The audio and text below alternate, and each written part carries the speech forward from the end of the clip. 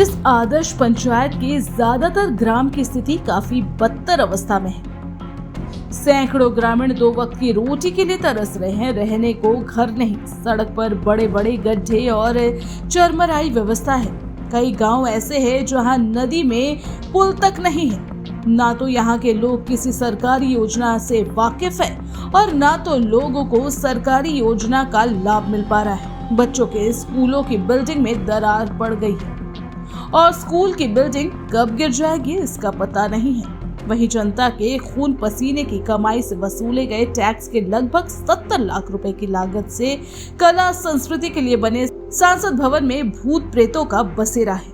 भवन के हर हिस्से में आवारा पशुओं का मल और गंदगी भरा है और पूरा भवन अय्याशी का अड्डा बना हुआ है। एसी रूम में बैठे पदाधिकारी और जनप्रतिनिधि सरकारी फंड के घोटाले के लिए योजना बनाकर पास तो कर देते हैं, लेकिन योजना में जब लूट खत्म हो जाती है उसके बाद योजना और योजना से बने भवन को देखने वाला भी कोई नहीं होता है।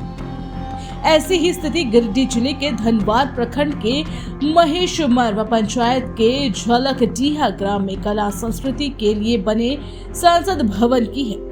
आइए आपको दिखाते हैं जनता के खून पसीने की कमाई के पैसे से वसूले गए टैक्स के पैसों का किस तरह दुरुपयोग हो रहा। हालांकि इस संबंध में प्रखंड विकास पदाधिकारी देवेंद्र कुमार दास को सूचना देने पर उनके द्वारा इस भवन का निरीक्षण किया गया और बताया गया कि इस भवन को बनाने के बाद स्थानीय प्रशासन को हैंडओवर किया गया है या नहीं, इसकी जांच की जाएगी और जांच उपरांत अगर संवेदक के द्वारा भवन को स्थानीय प्रशासन को हैंडओवर नहीं किया गया होगा तो इस भवन के अधूरे पड़े कार्य को करवाया जाएगा और अगर हैंडओवर कर दिया गया है तो इसका जांच कर भवन को दुरुस्त कर जिस उपयोग के लिए भवन बना है उसका लाभ जनता को मिले, इसके लिए निर्देश दिया जाएगा। देख रहे हैं सिटी न्यूज, मैं निशांत कुमार मिश्रा। हम इस वक्त मौजूद हैं धनवार प्रखंड के महेश मरवा पंचायत के झलकडीहा गांव में, जहां पर यह जो आप नज़ारा देख रहे हैं, गंदगी और टूटे फूटी खिड़कियां और दरवाजे, यह नज़ारा है झलकडीहा गांव में बने कला संस्कृति केंद्र का। देख सकते हैं पीछे यह कला संस्कृति केंद्र जो है आदर्श ग्राम महेश मरवा में सांस्कृतिक कला संस्कृति केंद्र। यह प्राकृतिक राशि है 22,78,900 रुपये का। कार्यकारी एजेंसी जो है कार्यपालक अभियंता NREP गिरिडीह, संवेदक है नरेश विश्वकर्मा, इनके द्वारा बनाया गया था। वैसे इस पंचायत में की स्थिति यह है, आप पूरा महेश मरवा पंचायत अगर घूमते हैं सभी ग्राम में तो आपको सड़क की स्थिति काफ़ी बदतर है। गांव में जाने के लिए सड़कें नहीं है। कई ऐसे गांव हैं जहां पर जाने के लिए आज तक कोई पुल नहीं बनाया गया है और ग्रामीण क्षेत्रों में सड़कों की स्थिति ऐसी है कि बड़े बड़े गड्ढे हैं। अगर मोटरसाइकिल लेकर जाते हैं तो दुर्घटना होने की संभावना है।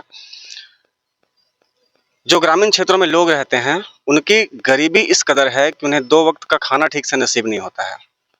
वहीं यहाँ आप देख सकते हैं यह जो सांस्कृतिक कला केंद्र बना हुआ है, यह एक बिल्डिंग यह है, एक दूसरी बिल्डिंग है जो आपको उस तरफ दिख रहा है। आइए हम आपको दिखाते हैं। तो यह दूसरी बिल्डिंग जो है यह भी इसी भवन का हिस्सा है कला संस्कृति केंद्र का, जिसका लागत जो है 46,17,000 रुपये का है। और आइए इसकी स्थिति हम दिखाते हैं कि स्थिति क्या है आज।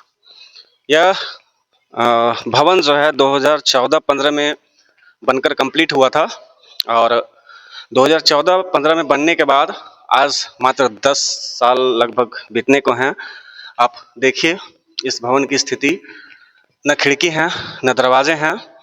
आपको हम पूरा दिखाते हैं, पूरा आइए। यहाँ पर जो है आज ये इस भवन में आवारा पशुओं का अड्डा बना हुआ है और गोबर से भरा हुआ है।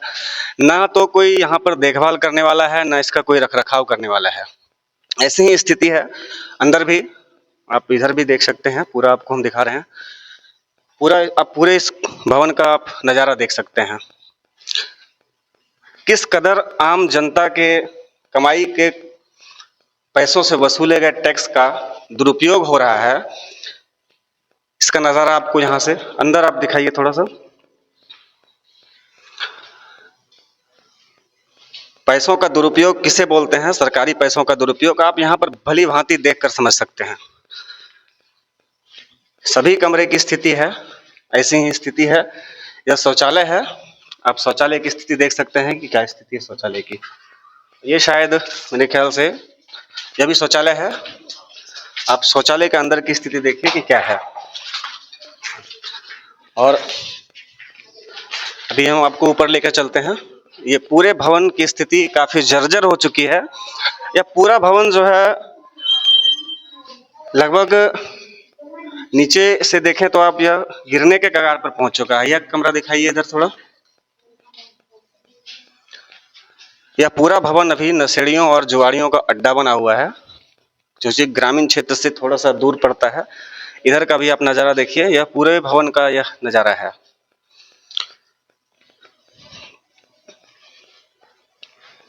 अभी ऊपर हम लेके चलते हैं छत पर। ये सीढ़ियों का सारी खिड़कियां खोल ली गई है या चोरी कर ली गई है।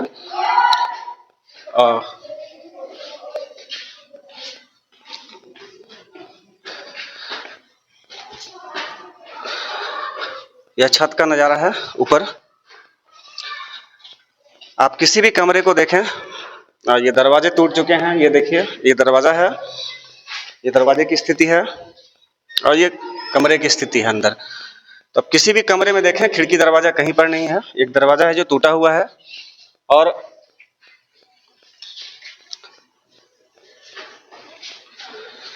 इस कमरे में शायद जो स्थानीय नशेड़ी जुएड़ी हैं, जो भी होंगे, वो यहाँ पर पिकनिक मनाने का काम कर रहे हैं। अब पूरे भवन को बर्बाद करके रखा हुआ है। यह छत का नज़ारा है, आप छत देख सकते हैं। तो इतनी बड़ी जो बिल्डिंग है, इस बिल्डिंग को देखने वाला कोई नहीं है। जब हमने इस संबंध में एनआरईपी के एग्जीक्यूटिव इंजीनियर से पूछा तो उनके कार्यालय से जो जानकारी मिली, उन्होंने कहा कि यह भवन जो है 2014-15 में बना था और बनाने के बाद इसे इस गांव के पंचायत के पंचायत सचिव को हैंड ओवर कर दिया गया था 2014-15 में ही। उसके बाद जब हमने यहाँ के स्थानीय मुखिया से बात की तो किसी तरह का जवाब देने में असमर्थ हैं। उन्होंने कहा कि पंचायत सचिव को हैंड ओवर किया गया था तो पंचायत सचिव जवाब देंगे। जब हमने वर्तमान पंचायत सचिव से पूछा तो वो सीधा उन्होंने पल्ला झाड़ते हुए कहा कि मैं अभी 1.5 महीने पहले आया हूँ और 1.5 महीने में मैंने उस भवन का एक बार निरीक्षण किया तो मैंने वहाँ का स्थिति देखा, लेकिन इस स्थिति को सुधारने के लिए उनके तरफ से किसी तरह का प्रयास नहीं किया गया। वहीं इस पंचायत सचिव के पहले जो पंचायत सचिव थे, जब उनसे मैंने बात करने की कोशिश की तो हो सकता है शायद उनके पास जानकारी पहुंच चुकी थी कि यहाँ पर जो है लोग आए हुए हैं, तो उन्होंने कई बार फ़ोन करने के बाद भी फ़ोन नहीं उठाया। तो यह स्थिति है कि जहाँ पर लोग दाने दाने को मोहताज हैं, खाने के लिए एक वक्त की रोटी ढंग से नसीब नहीं हो रही है, बारिश में लोगों के घर गिर चुके हैं और उनको आवास तक नहीं मिल रहा है, सड़कों की स्थिति बद से बदतर है। और ऐसी स्थिति में जनता की कमाई के पैसों का ये जो दुरुपयोग देख रहे हैं, ये लगभग टोटल राशि आप अगर देखें तो ये लगभग 70 लाख के आसपास का यह भवन बना हुआ है और 70 लाख रुपए ये जनता की कमाई के पैसे हैं, जिसे सरकारी पदाधिकारियों और जनप्रतिनिधियों के द्वारा बर्बाद कर दिया गया है। वैसे आप जानें, आपको बता दें कि यह जो पंचायत है, यह आदर्श ग्राम के द्वारा गोद लिया गया था विधायक के द्वारा। तो आदर्श ग्राम कहने के लिए तो इस पूरे पंचायत में कहीं ऐसा कुछ दृश्य नज़र नहीं आता है, क्योंकि आप अगर पूरा पंचायत घूम लें तो आपको पूरे पंचायत की स्थिति अच्छे से समझ में आ जाएगी कि किस कदर जो है बद से बदतर स्थिति में यह पूरा पंचायत है। तो आखिर इसका जवाब कौन देगा? और ऐसी कई बिल्डिंगें हैं इस प्रखंड में, इस पंचायत में। स्कूल की हालत आप देखेंगे, कई स्कूल की भवनें हैं जो काफ़ी जर्जर अवस्था में हैं, जो आज तक लगभग 10 साल पहले उसका काम शुरू हुआ था और आज तक कभी उस स्कूल का काम पूरा नहीं हो सका। ऐसी कई सरकारी बिल्डिंगें हैं जिसमें 75% काम हो चुका है। 25% काम में दरवाज़ा लगना, खिड़की लगना, उसमें प्लास्टर होना। ऐसे कई भवन हैं। 2 तल्ला बिल्डिंग है, आपका 6 कमरे का भवन है, 4 कमरे का भवन है। स्कूल की तो संख्या सैकड़ों में है जो स्कूल का भवन लगभग 10 साल पहले बना और आज तक पूरा नहीं हुआ। इस संबंध में अगर आप किसी पदाधिकारी से बात करें, बीपीओ से बात करें या आईपीओ से बात करें, किसी से भी बात करें, तो उनके द्वारा बताया जाता है कि लगभग आज से 15 साल पहले जो योजना आई थी उसमें 70-75% पेमेंट जो है, जो संवेदक थे उनको गया था। 20 से 25% पेमेंट रुक जाने के कारण सारी बिल्डिंगें लगभग 10 से 15 साल में जर्जर हो चुकी है और उसका आज तक कोई उपयोग नहीं हो पाया। तो यह एक बहुत बड़ा सवाल है कि जिस देश में लोग दाने दाने को मोहताज हैं, वहाँ पर करोड़ों करोड़ों रुपये लगाकर और आवारा पशुओं के लिए और नशेड़ियों और जुआड़ियों के लिए जो यह भवन बनाकर छोड़ दिया गया है, इसका जिम्मेवार कौन है? ये महेशमारा पंचायत में जो ये बिल्डिंग मेरे संज्ञान में आया, जिसका निरीक्षण किया गया, अब यहाँ के स्थानीय प्रशासन से हम समझते हैं कि क्या इस बिल्डिंग को हैंड ओवर स्थानीय प्रशासन को मिली है या नहीं मिली है।